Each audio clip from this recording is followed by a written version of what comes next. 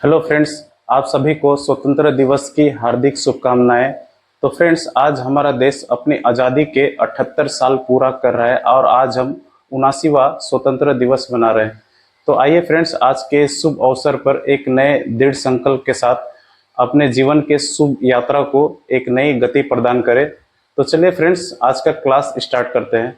तो फ्रेंड्स, आज के क्लास का आपका टॉपिक है हाउस वायरिंग के 3 नियम।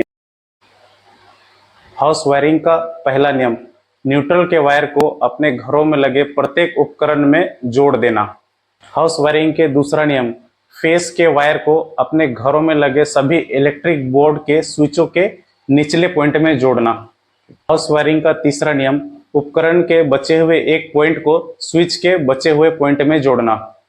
फ्रेंड्स, हाउस वायरिंग के तीनों नियमों पर डिस्कशन करने से पहले आइए सबसे पहले उपकरण को समझते हैं।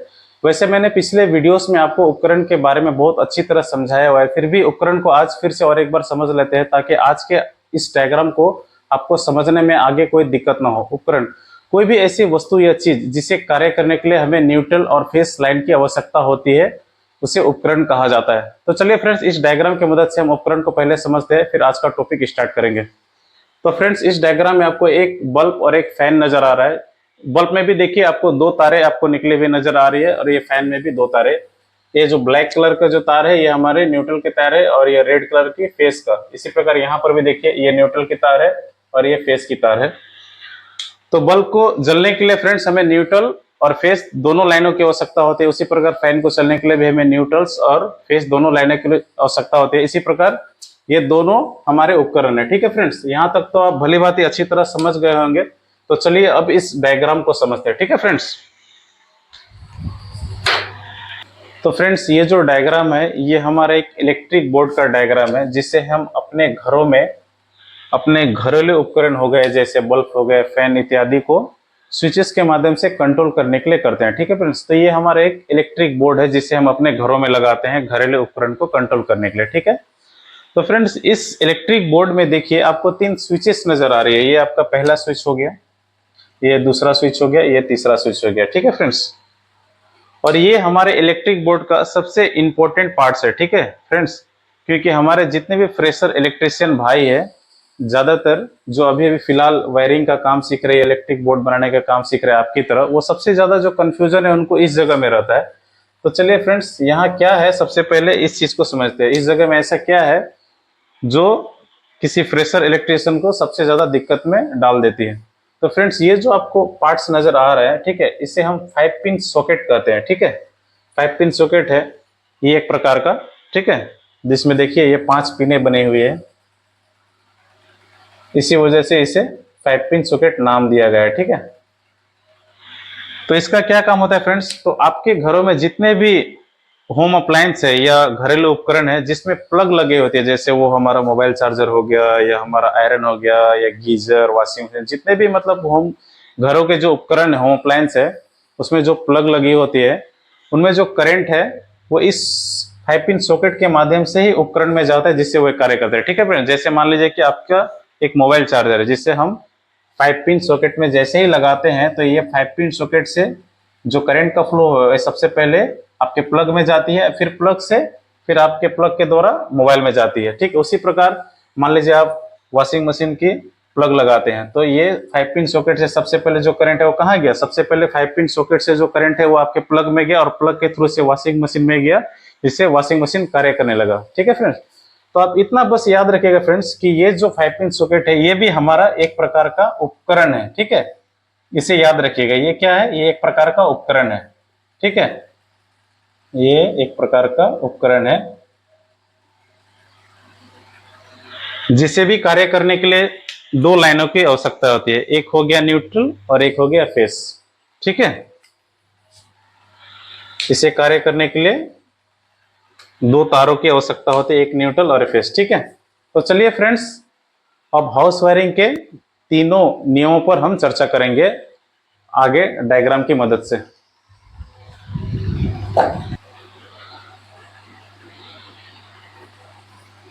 तो चलिए फ्रेंड्स, इस डायग्राम की मदद से आज का आपका सबसे महत्वपूर्ण टॉपिक जो है हाउस वायरिंग के 3 नियम, उसे एक एक करके समझते हैं। ठीक है फ्रेंड्स, तो फ्रेंड्स थोड़ी देर के लिए मान लीजिए कि ये जो आपका व्हाइट बोर्ड का एरिया है, ये पूरा जो एरिया है, ठीक है फ्रेंड्स, व्हाइट बोर्ड का, थोड़ी देर के लिए मान लेते हैं कि ये आपका कमरा है जिस कमरे में आप रहते हैं, ठीक है। और आपको एक इलेक्ट्रिक बल्ब, एक फैन और 3 स्विचेस और एक 5 पिन सॉकेट और एक इलेक्ट्रिक बोर्ड दे दिया गया है, ठीक है। और कहा गया कि आप जिस कमरे में रहते हैं उसकी वायरिंग खुद करें, ठीक है। तो इस डायग्राम को ध्यान से समझिएगा फ्रेंड्स। सबसे पहले मैंने क्या कहा कि ये जो व्हाइट बोर्ड है, ये पूरा व्हाइट बोर्ड आपका कमरा है, जिस कमरे में आपको एक बल्ब, एक फैन, 3 स्विचेस, एक सॉकेट और एक इलेक्ट्रिक बोर्ड लगाना है। और इन उपकरणों को इस इलेक्ट्रिक बोर्ड में जो स्विचेस लगे हैं उससे कंट्रोल करना है, ठीक है। तो सबसे पहले देखिए, ये आपको नजर आ रहा है कॉर्नर, ये रहा आपका कमरे का पहला कोना, ये दूसरा कोना, ये तीसरा कोना, ये चौथा कोना, ठीक है, जो बाउंड्री वॉल की कॉर्नर होती है, ठीक है। मान लेते हैं कि आपके जो ये कॉर्नर है, ये जो कोना है दीवारों की, ठीक है, ये जो दीवार के कोना है, इस कोने से जो करंट है आपके कमरे में आया है, ठीक है। ये जो देख रहे हैं फेस, मान लेते हैं कि यहाँ इस कोने से आपके कमरे तक 2 लाइनें आई हैं जिससे आप वायरिंग करेंगे। ये रहा हमारा न्यूट्रल का वायर और ये हमारा फेस का वायर है। तो चलिए फ्रेंड्स अब स्टार्ट करते हैं हाउस वायरिंग के 3 नियम। पहले नियम को लेते हैं। चलिए, पहला नियम क्या था फ्रेंड्स, सबसे पहले न्यूट्रल के वायर को जो है वो आपके कमरों में लगे हर उपकरण तक पहुंचाना, ठीक है। जो न्यूट्रल के जो वायर है, पहला नियम क्या कहता है, न्यूट्रल के वायर है उसे सभी उपकरण में जोड़ देना है, ठीक है। देखिए, ये रहा आपके कमरे में जो न्यूट्रल का लाइन पहुंचा था और ये फेस का। तो सबसे पहले नियम के अनुसार हम न्यूट्रल के जो वायर है उसे एक एक करके सभी उपकरण में जोड़ देंगे। सबसे पहले ये देखिए, ये जो न्यूट्रल के वायर है, ठीक है, इसे हम बल्ब के न्यूट्रल के वायर में जोड़ दिए, ठीक है, इस वायर में जोड़ दिए। अब इस न्यूट्रल के वायर को आपके कमरे के दूसरे उपकरण में जोड़ देते हैं। देखिए फ्रेंड्स, यहां से हम न्यूट्रल के वायर को यहां जोड़ दिए। तो इस प्रकार दोनों उपकरणों में हमारा न्यूट्रल का वायर चला गया, ठीक है। ये जो फ्रेंड्स मैं यहां से जो तार ले जा रहा हूं, देख रहे हैं, यहां से कनेक्ट कर रहा हूं, इस बल्ब में किया, फिर यहां से कनेक्ट किया, इसे आप यहां से भी कनेक्ट कर सकते हैं। हम समझाने के लिए आपको सिर्फ यहां से ले जा रहे हैं, इसे आप कहीं से भी कनेक्ट कर सकते हैं, ठीक है। थोड़ी देर के लिए मान लेते हैं कि हम यहां से कनेक्ट कर लेते हैं। यहाँ यहाँ तक तो सप्लाई करंट का पहुंच चुका है। अब यहीं से हम इसे कनेक्ट कर लेते हैं न्यूट्रल के वायर को, ठीक है। यहाँ से कनेक्ट नहीं करते हैं, यहीं से जोड़ लेते हैं, ठीक है। फिर भी हमारा जो करंट है न्यूट्रल का वो बल्ब तक और फैन तक पहुंच चुका है। अब देखिए, अब कोई उपकरण बचा हुआ है क्या? पहला नियम के अनुसार न्यूट्रल के वायर को आपके पास जितने भी आपके कमरों में जितने उपकरण लगा है वहां तक पहुंचा देना है, ठीक है। तो ये बल्ब तक तो पहुंच गया, ये फैन तक पहुंच गया, और कोई उपकरण है हमारे यहाँ? ये थोड़ी देर पहले हमने डिस्कशन किया था, ये भी उपकरण है, ठीक है फ्रेंड्स। क्यों उपकरण है? क्योंकि इसे भी कार्य करने के लिए न्यूट्रल और जिन वस्तु या चीज को कार्य करने के लिए 2 लाइन न्यूट्रल और फेस की आवश्यकता होती है, वो हमारा उपकरण है। तो इस प्रकार से मान लीजिए हम कोई भी घर के जो होम अप्लायंस है, वॉशिंग मशीन, मोबाइल चार्जर चलाते हैं, तो उसमें जो प्लग लगा होता है, उस प्लग को अगर हम सॉकेट में लगाते हैं तो उसमें से न्यूट्रल और फेस दोनों करंट जो है आपके उपकरण में पहुंचता है। इस प्रकार से ये भी हमारा क्या है, 5 पिन सॉकेट, ये उपकरण है। तो इसीलिए इस न्यूट्रल के वायर को हम इस 5 पिन सॉकेट में भी कनेक्ट करेंगे, ठीक है। देखिए, और ये जो न्यूट्रल का वायर 5 पिन सॉकेट में जो कनेक्ट होता है फ्रेंड्स, ये लेफ्ट साइड में जुड़ता है, ठीक है, इसे याद रखिएगा, दाहिने साइड में नहीं। ये जो न्यूट्रल का वायर को जो हम 5 पिन सॉकेट में कनेक्ट कर रहे हैं, ये भी हमारा उपकरण है। सबसे पहला नियम तो ये है कि न्यूट्रल के वायर को आपके कमरों में लगे सभी उपकरण में जोड़ना है, ये हमारा पहला नियम है। तो देखिए, न्यूट्रल के वायर को हमने यहाँ जोड़ा, फिर यहीं से कनेक्ट करके यहीं ले गए, ये आपका फैन में, फिर फैन से हम 5 पिन सॉकेट में लेके आ गए। देखिए, और ये सबसे इंपॉर्टेंट जो रूल है 5 पिन सॉकेट में न्यूट्रल के वायर को जोड़ने का, उसे याद रखिए कि जो न्यूट्रल का वायर है हमेशा लेफ्ट साइड में कनेक्ट होता है, ठीक है। 5 पिन सॉकेट के लेफ्ट साइड में हमारे न्यूट्रल के जो तार है उसे जोड़ा जाता है। तो यहां तक तो आप क्लियर हो गए, ठीक है। तो चलिए अब दूसरे नियम पर आते हैं।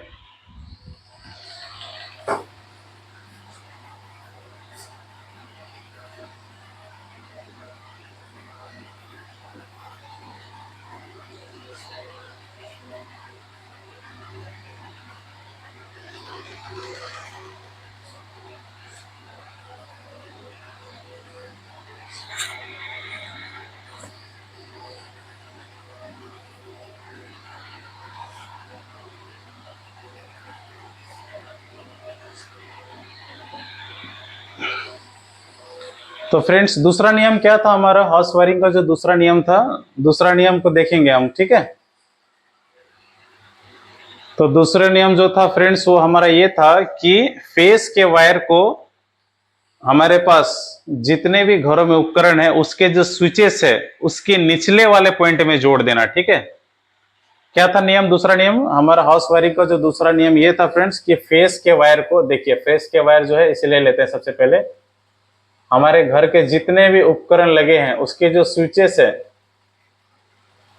या कहे इलेक्ट्रिक बोर्ड के जितने भी स्विचेस है, जिस स्विच से हम अपने घरों में लगे सभी उपकरण या सॉकेट को कंट्रोल करेंगे उसके बारे में हम बात कर रहे हैं, ठीक है।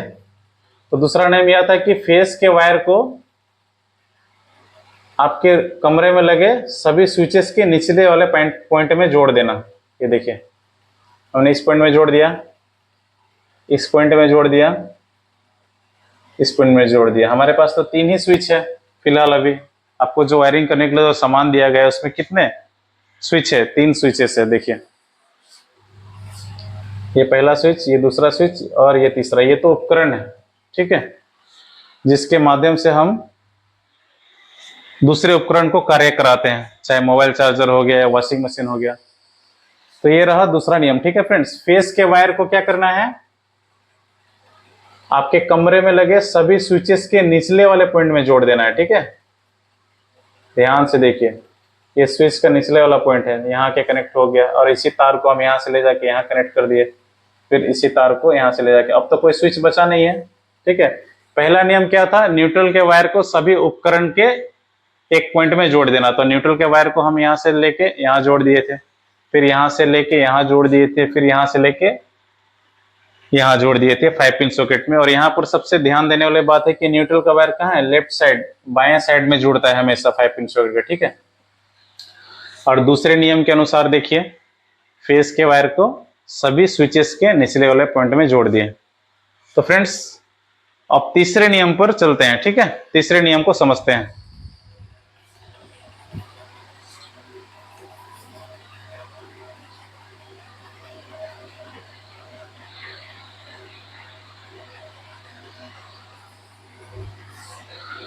तो फ्रेंड्स हमारा तीसरा नियम क्या था हाउस वायरिंग का, तीसरा नियम यह था फ्रेंड्स कि अब जो उपकरण का बचा हुआ जो एक पॉइंट है, ये जो देख रहे हैं, ये जो दोनों उपकरण में एक एक पॉइंट बचा हुआ है ना, देखिए फेस का जो बचा हुआ था, इधर भी एक पॉइंट बचा हुआ है। तो तीसरे नियम के अनुसार उपकरण के बचे हुए पॉइंट को, ये देखिए बचा हुआ जो पॉइंट है, उपकरण के बचे हुए पॉइंट को स्विचेस के बचे हुए पॉइंट में जोड़ देना है, ठीक है। तो देखिए ये जो एक पॉइंट था, ये जो बल्ब का एक पॉइंट बचा हुआ था फेस को, क्या करना है, बल्ब के एक पॉइंट को स्विचेस के एक पॉइंट में, तो हम 3 स्विच से तो एक बल्ब को कंट्रोल नहीं करेंगे, इसलिए क्या करना है हमें, ये बल्ब को जिस स्विच से हम कंट्रोल करेंगे उसी स्विच के एक पॉइंट में लाकर हमको तार को जोड़ना होगा, ठीक है। देखिए यहां मान लीजिए ये पॉइंट था और यहां से हम तार लिए एक और इसे इस स्विच के ऊपरी वाले पॉइंट में कनेक्ट कर दिए। क्यों कनेक्ट कर दिए, क्योंकि हम इस स्विच से इस बल्ब को कंट्रोल कर रहे हैं, ठीक है। इसीलिए अगर मान लीजिए कि हम इस स्विच से इस बल्ब को कंट्रोल करना चाहते हैं तो यहां से जो तार है यहां जुड़ जाते हैं, ठीक है। तो हम फिलहाल क्या कर रहे हैं, हमें इस स्विच से इस बल्ब को कंट्रोल करना है, ठीक है। इसलिए हमने क्या किया, तीसरे नियम के अनुसार बल्ब का जो बचा हुआ एक पॉइंट है उससे स्विच के बचे हुए एक पॉइंट में लाकर कनेक्ट कर दिए, ठीक है। अब सभी उपकरण को कर देते हैं फ्रेंड्स एक एक करके। देखिए ये फैन का भी देखिए एक पॉइंट बचा हुआ है, ठीक है। और मान लेते हैं कि फैन को जो है हम इस स्विच से कंट्रोल करेंगे, तो तीसरे नियम के अनुसार जो आपके उपकरण का बचा हुआ एक पॉइंट है वहां से तार लेके क्या करना है, स्विच के बचे हुए पॉइंट में जोड़ देना है। तो देखिए हमने इस स्विच से कंट्रोल करना है तो हमने इसमें जोड़ दिया, ठीक है। ये देखिए अब ये स्विच जो बच गया ये किसका है, देखिए अब देखिए ये भी तो हमारा एक उपकरण है, ठीक है। ये हमारा एक उपकरण है जिस उपकरण से हम जितने भी प्लग वाले होम अप्लायंस है उसे कार्य करवाते हैं। देखिए अब देखिए, अब इस सॉकेट को हमको इस स्विच से, ठीक है, इस स्विच के माध्यम से हमें क्या करना है, इससे कार्य करवाना है। तो हमने क्या किया, देखिए इस उपकरण का जो ये बचा हुआ पॉइंट था ये पॉइंट और ये पॉइंट को जो हम जोड़ दे रहे हैं, इससे कंफ्यूजन मत रहिएगा फ्रेंड्स, ये दोनों जो है आपस में जुड़ी हुई रहती है, ठीक है। इस डायग्राम में आप अलग अलग देख रहे थे, लेकिन ऐसा नहीं है, ये दोनों आपस में कनेक्ट रहता है, तो इससे लेकिन कंफ्यूजन नहीं होना है। तो क्या था, ये उपकरण तीसरे नियम के अनुसार इस उपकरण के जो बचा हुआ एक पॉइंट है, इसे ले जाकर स्विच के बचे हुए पॉइंट में जोड़ देना, जिस स्विच से हम इसे कंट्रोल करना चाहते हैं। तो देखिए हमने इसे यहां से जोड़ दिया, ठीक है।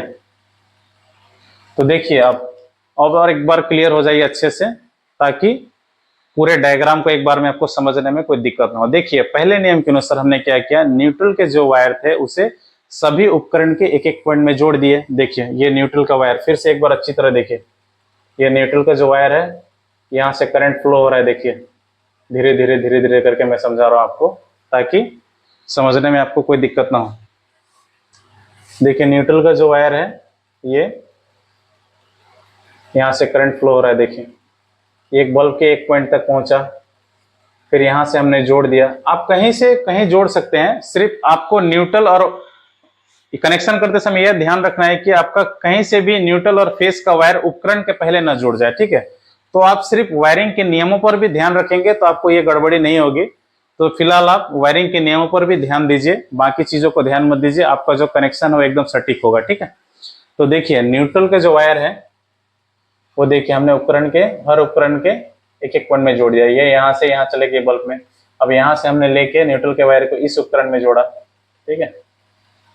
ये देखिए यहाँ से करंट फ्लो हो रहा है, फिर ये फैन में चला गया। अब मैंने देखिए यहाँ से फिर से एक तार कनेक्ट कर लिए, ठीक है। किसके लिए, देखिए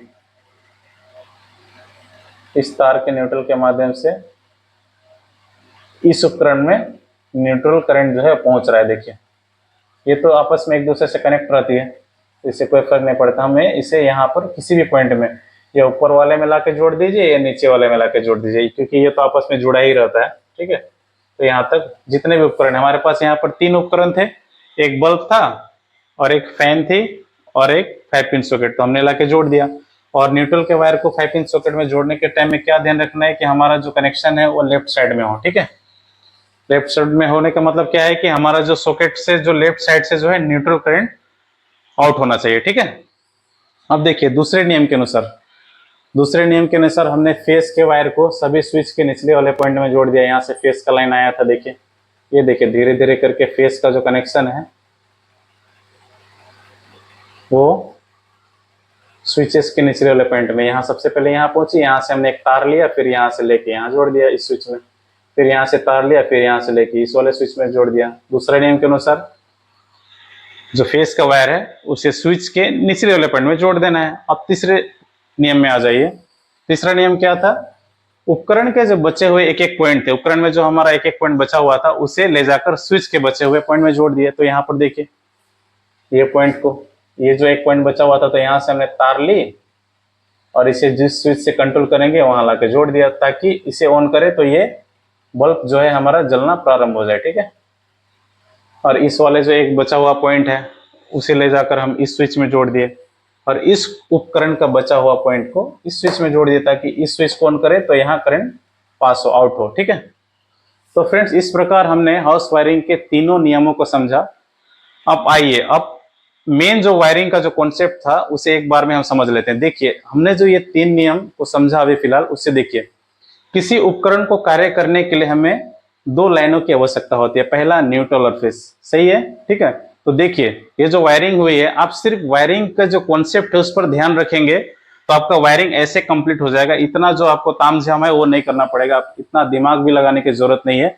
आप सिर्फ वायरिंग के नियमों पर ध्यान रखेंगे तो आपका वायरिंग अपने आप हो जाएगा। देखिए किसी उपकरण को कार्य करने के लिए 2 लाइनों की आवश्यकता है। देखिए 2 लाइन, न्यूट्रल करंट जो है वो तो डायरेक्ट आपका बल्ब में पहुंच ही रहा है। देखिए न्यूट्रल जो है इसमें कोई रुकावट नहीं है ना, न्यूट्रल को तो हम डायरेक्ट जोड़ दिए, तो बल्ब में तो हमारा न्यूट्रल ऑलरेडी पहुंच गया। इसी प्रकार ये न्यूट्रल का करंट जो है, न्यूट्रल के माध्यम से जो करंट है वो फैन तक भी पहुंच गई। इसका मतलब क्या हुआ कि न्यूट्रल वाला करंट तो हमारा बल्ब में पहुंच रहा है, और फेस वाला अगर करंट बल्ब तक पहुंच जाए तो बल्ब जलने लगेगा। तो हमने फेस वाले तार को क्या किया, देखिए फेस वाले जो तार था उसको सबसे पहले स्विच में कनेक्ट किया, फिर जब हम स्विच ऑन करेंगे तो हमने जो आपको स्विच के बारे में समझाया था कि भीतर में एक पत्ती लगी होती है, जब हम स्विच ऑन करते हैं तो क्या होती है, और ये ऊपर वाला जो पॉइंट है, ये तो ये जो भीतर में पत्ती होती है उससे परमानेंट कनेक्ट होती है। तो जब हम स्विच ऑन करेंगे तो ये क्या हुआ, ये जो फेस वाले करंट है इस पत्ती के माध्यम से इस वाले पॉइंट में गई और इस वाले पॉइंट से होकर यहाँ पर बल्ब तक पहुंच गए, तो बल्ब जलने लगा। तो देखिए इस प्रकार वायरिंग, इस वायरिंग को आपने अच्छी तरह समझा। चलिए अब इस वायरिंग को समझते हैं। देखिए न्यूट्रल का जो करंट है वो तो डायरेक्ट जा रहा है, तो उस पर तो उतना ध्यान या दिमाग आपको लगाने की जरूरत नहीं हो, तो सभी उपकरण में डायरेक्ट पहुंच रहे। देखिए यहाँ से यहाँ पहुंचा, यहाँ से यहाँ पहुंचे। अब फैन कब चलेगी, जब उसे फेज लाइन पहुंचेगा। तो देखिए फेज लाइन कहाँ आया हुआ है, फेज लाइन देखिए यहाँ से आकर इस स्विच में पहुंचा हुआ है, ठीक है। अब देखिए जब हम इस स्विच को ऑन करते हैं तो यहाँ पर एक पत्ती होती है, तो आप, मैंने आपको बताया था पिछले वीडियोस में, और ऊपर वाले पॉइंट से परमानेंट कनेक्ट होती है। तो जब हम स्विच ऑन करते हैं तो ये जो पत्ती है यहाँ टच हो जाती है इस वाले पॉइंट से, तो यहाँ से जो है ये जो फेस लाइन जो आ रहा था, तो यहाँ से इस माध्यम से होकर, इस स्विच के माध्यम से होकर यहाँ तक पहुंच जाता है। देखिए ये जो है, ये जैसे स्विच ऑन किए तो क्या हुआ, फेस वाला जो करंट है इधर से फ्लो करने लगा। जब आप स्विच बंद रखे तो करंट फ्लो नहीं कर रहा था, न्यूट्रल तो ऑलरेडी पहुंच चुका है ना। देखिए फेस वाला करंट जैसे ही यहाँ पर पहुंचा तो आपका फैन चलने लगा, और जैसे ही आपने स्विच बंद किया तो आपका यहाँ से कनेक्शन कट गया, जिसके कारण क्या हुआ, यहाँ से जो फेस वाला करंट है वो यहाँ आकर रुक चुका है। जब आप स्विच बंद कर दिए तो ये पत्ती जो है यहाँ से हट गई और स्विच जो है इस कंडीशन में आ गया। देखिए बंद वाले सिचुएशन में स्विच कैसे होती है, इस प्रकार होती है ना। देखिए अब इस डायग्राम को समझते, देखिए सॉकेट। अब देखिए ये सॉकेट में तो डायरेक्ट न्यूट्रल का कनेक्शन पहुंचा हुआ है, ठीक है। और फेस वाला जो कनेक्शन है यहाँ से, तो यहाँ से पास होकर यहाँ से पास हो रही है, देखिए आउट हो रही है, यहाँ तक पहुंची। यहाँ तक पहुंचने के बाद यहाँ पर क्या हुआ, रुक गई, और न्यूट्रल का कनेक्शन तो डायरेक्ट पहुंचा। अब देखिए यहाँ पर एक परमानेंट पत्ती होती है भीतर में, जो इस वाले पॉइंट से परमानेंट लगी होती है, एक पत्ती होती है। अब जैसे ही हम स्विच ऑन करते हैं तो क्या होती है, ये पत्ती यहाँ से टच हो जाती है। ये फेस वाला करंट तो यहाँ तक पहुंचा हुआ था, तो जैसे ही यहाँ पर हम स्विच ऑन किए तो ये फेस वाला जो करंट है यहाँ से इस पॉइंट के माध्यम से यहाँ तक पहुंच गया। तो फ्रेंड्स आशा करते हैं कि आप हर्ट्ज वायरिंग के जो तीनों कॉन्सेप्ट है उसे अच्छी तरह समझ गए हैं। तो आगे नेक्स्ट वीडियो में किसी नए टॉपिक के साथ मिलते हैं। आज के लिए नमस्कार।